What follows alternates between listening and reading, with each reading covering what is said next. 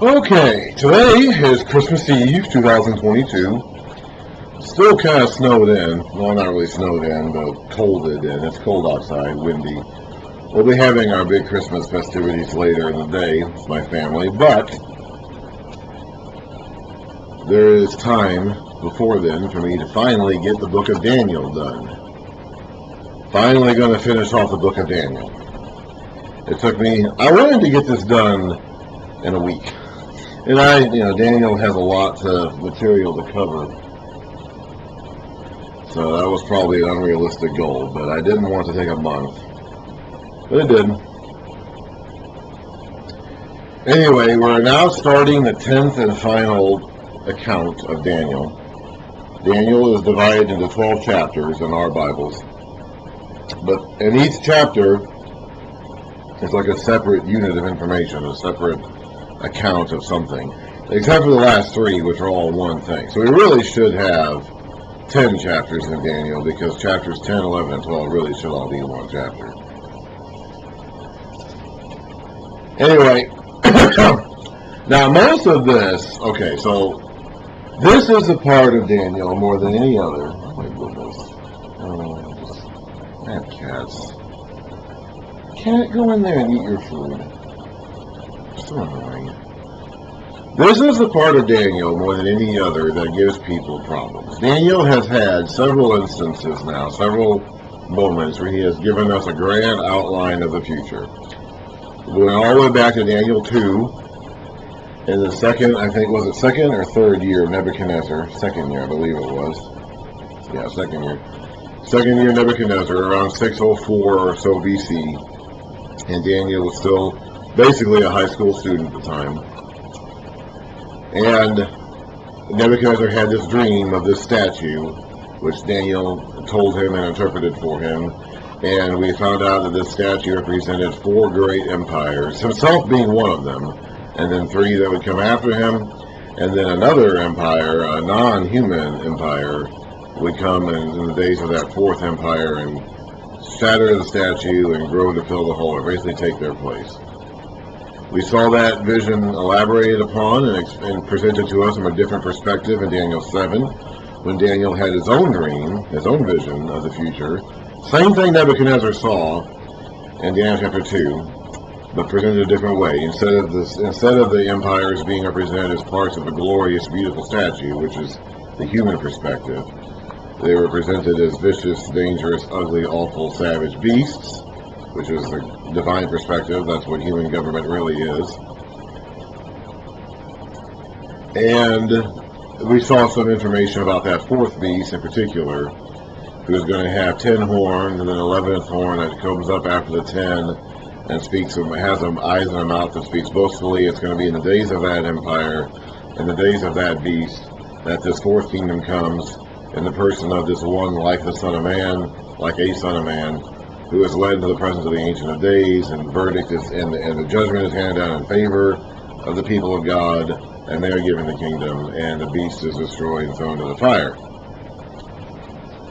And we tied it into Revelation, and we saw how Daniel is standing here looking down the road in the future, 500 or 600 years, towards what's going to happen from his day onward. And John in Revelation is standing and looking back 500 or 600 years to what happens in the days of Daniel up to his own day. And we see that these things are linked together in that regards. And we identify that 4th beast as the Roman Empire. We identified the 1st empire as the Babylonian Empire, personified in Nebuchadnezzar, the head of gold. And the one that replaced him is the Medo-Persian Empire, and that happened in Daniel's own day. We saw that transition take place in Daniel's own time. He was there to see that. Then from there, we're going to go down from Persia to Greece, and then from Greece to Rome. And then it's going to be in the days of Rome that the Messiah comes, the Anointed One. He will do all the things that he said to do in chapter 9, Daniel 9. We got basically God's mission statement. Instead of it simply being, Daniel was thinking, Daniel's living his life in captivity. He was probably young, 10, 12, 15 years old when he was taken into captivity. And then about 20 years later, the temple, the whole city fell, the temple was destroyed, and the sacrificial system ceased for 50 years. And he is an old man now, 70 years later, is praying for his people to be able to go back and rebuild the temple and resume the sacrifices so that God's name can be honored. And that's a good desire to have. And God grants that desire. God grants that request. But God has more in mind than just that. Daniel is only thinking of that temple and those sacrifices. That's all Daniel's thinking of. But God has more in mind than that.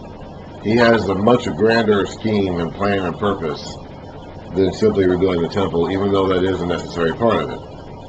And so we saw the angel come and give Daniel an answer to his prayer. He gave him much more than he asked for. Daniel was only asking for people to be allowed to go back to the city and rebuild it, and the temple, and resume the offerings. That's all Daniel wanted. But he got a lot more than that.